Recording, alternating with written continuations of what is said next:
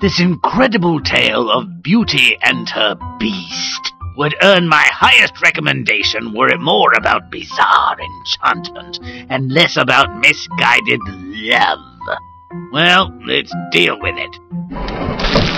The handsome family home is engulfed in flames. A grave cause for alarm, no? Everything's gone. The books, the furniture, the only portrait of Mamma, my favourite stocking. Surely not the truffles. I haven't had my tea. Luckily I'm wearing my new pantaloons, and Father's ships are afloat. I suppose there must be a doubloon or two about. Good riddance then, and I wasn't that fond of Mamma. Some losses are evidently easier to bear than others. Oh no, children! My entire fleet has been lost! We have been ruined by fire, misadventure, and Father made one ultimately futile attempt to recover a portion of his assets. On his return from the city, and because he couldn't find ice at the North Pole, he becomes hopelessly lost. These snow creatures are useless know-nothings. But you'd think the blasted horse could find his way home. Perhaps I am the unluckiest man alive. Hungry, horseless, and cold, he stumbles into a castle. Incredibly, I state with prejudice, it's enchanted like a summer day, with flowering gardens, food, and surprise. I'll take a rose to Beauty, my beautiful daughter. I gave you shelter. Well observed. I gave you shelter. Mercy! Shut your bloody pie-hole. I gave you shelter from the storm, and you steal my flowers. But, I could not imagine anyone would mind. Forget your buts. They will not save you from the death you deserve. The rose was for my daughter. Please, spare me! On condition that you give me this precious daughter instead. If I were cruel enough to buy my own life at her expense, what excuse? You are cruel enough, and coward too, I observe. Take this gold, and bring your daughter back to me post-haste. If you fail to obey, I'll fetch you, and your end will become legend.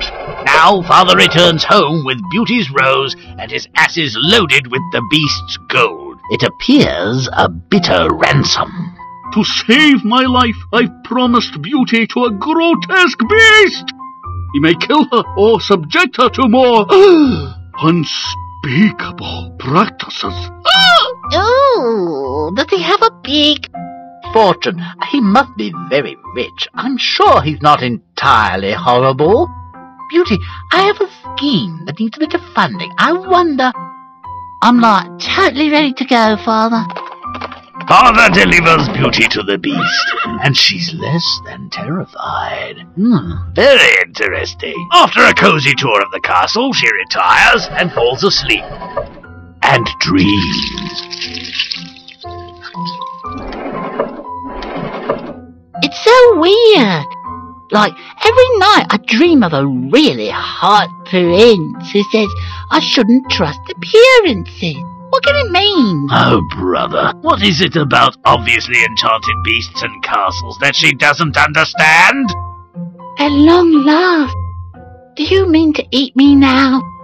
No, Beauty. I've come to ask you to marry me. Ew, no, beast. I mean, I bet you got a decent personality, but my heart belongs to, well, I mean, like, you're just hideous, okay? Ah, Beauty, you're so unkind. I fear I'm fated to be miserable all my days. Well, if it's fated, say la guerre or whatever. Can I go home to see my family? I promise to return. I cannot refuse you anything. But remember your promise, or you may have cause to repent it. For if you do not come back, I will surely die. Beauty's family has nice new digs, purchased with the money secured by her attendance on a murderous beast. No matter, it's joy and cuddles all around. You must be tired from your journey, Beauty. Perhaps you'd like a nap. Nap, by all means, long nap. Did you bring more gold? To sleep, a chance to something or other. And every night she does dream, but not of the charming prince. Instead, she conjures up an image of the beast dying in his garden. Oh, better go back to the beast. I may be in his will. So she falls back asleep and wakes up back in the palace. Nice trick! When she finds the beast, he appears to have expired. He revives after Beauty douses him with water. Oh, beast, I think I love you. And you really love such an ugly creature? Oh, for sure. We could buy a really neat bag for your head, and the castle is big and there's lots of really nice stuff like. Will you spend your life with this ferocious beast? Well, 1 or 2 items in writing, and it's a done deal. Separate bedrooms might be best, and you'll stay out of sight when I have someone over. And don't bother my cat, you'll frighten her to death. Suddenly the beast disappears, and in his place stands the prince of her dreams. Beauty's the only one who didn't see this coming. Please consent to be my wife. Wow, I consent. Do you have any brothers? I should meet my friends. I think they'll really hit it off, you know. It took courage to redeem her father's pledge, and to rescue the beast from his terrible enchantment. Still, I think she had some misgivings. They're alleged to have lived happily ever after. Double the quantity of puerile pap between the conflagration that began the tale and the premarital transformation with which it ended was enough to choke a hippopotamus. Need a drink to clear your throat? If so, play on.